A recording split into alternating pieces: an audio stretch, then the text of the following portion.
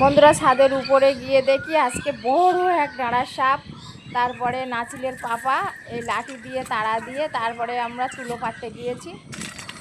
সাপ দেখলে তো সবারই ভয় লাগে।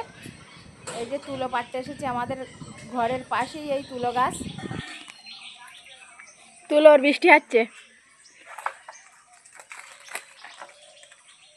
এই তুলোটার নাম হচ্ছে পাকড়ার তুলো।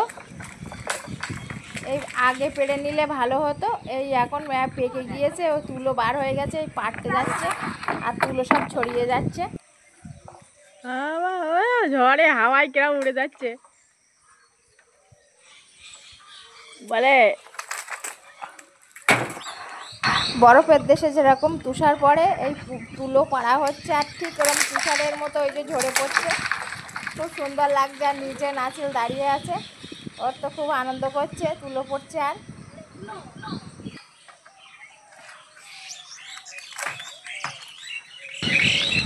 এই যে বন্ধুরা নিচে আমার ছেলে দাঁড়িয়ে আছে, ওই যে উপর থেকে তুলো পড়ছে আর ওই ধরছে।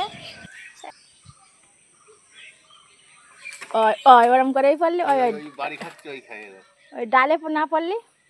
বন্ধুরা এই গাছের উপরে তুলো ঝরে ঝরে পড়ছে, মনে হচ্ছে যেন ওই শীতের দেশের মতো সব বরফ পড়ে জমে গেছে। খুব সুন্দর লাগছে। বন্ধুরা ভিডিওটা যদি ভালো লাগে সাবস্ক্রাইব করবেন, লাইক করবেন আর শেয়ার করে দেবেন।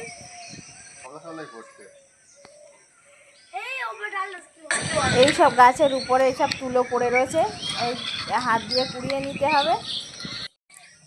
একটা গামলা নিয়ে নিচে চলে এসেছি এই তুলো কুড়ানোর জন্য।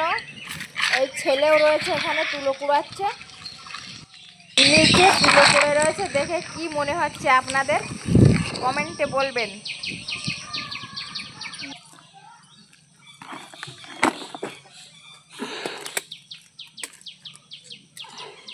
এই তুলোগুলো কুড়িয়ে কটা বালিশ হয়, তুলোগুলো শুকিয়ে বালিশ করে আপনাদের দেখাবো কটা বালিশ হয়।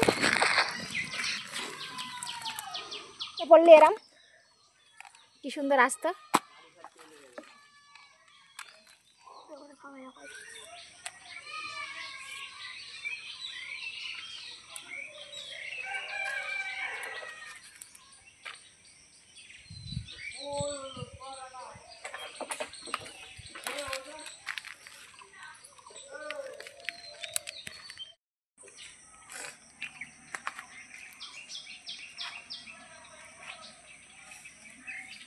পারবো কুড়ো, আগে কুড়ো তারপর পারিস না।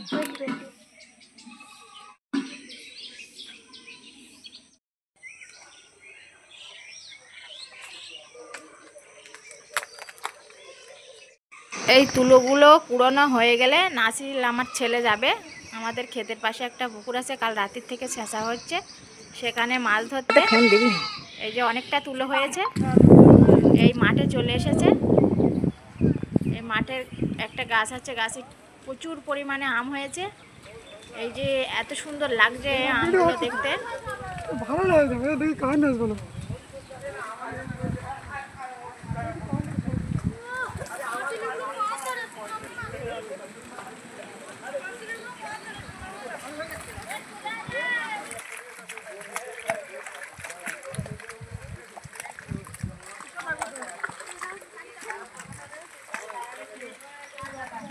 ওই যে দূরে পাগলা মাছ ধরছে।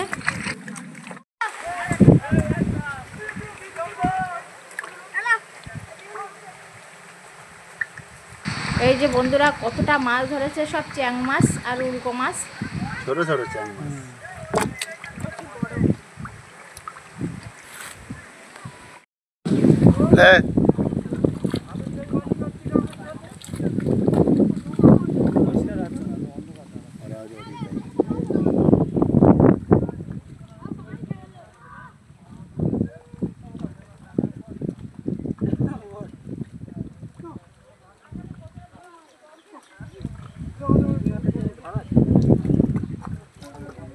পাগল মাছ হয়নি, ছোট চ্যাং মাছ।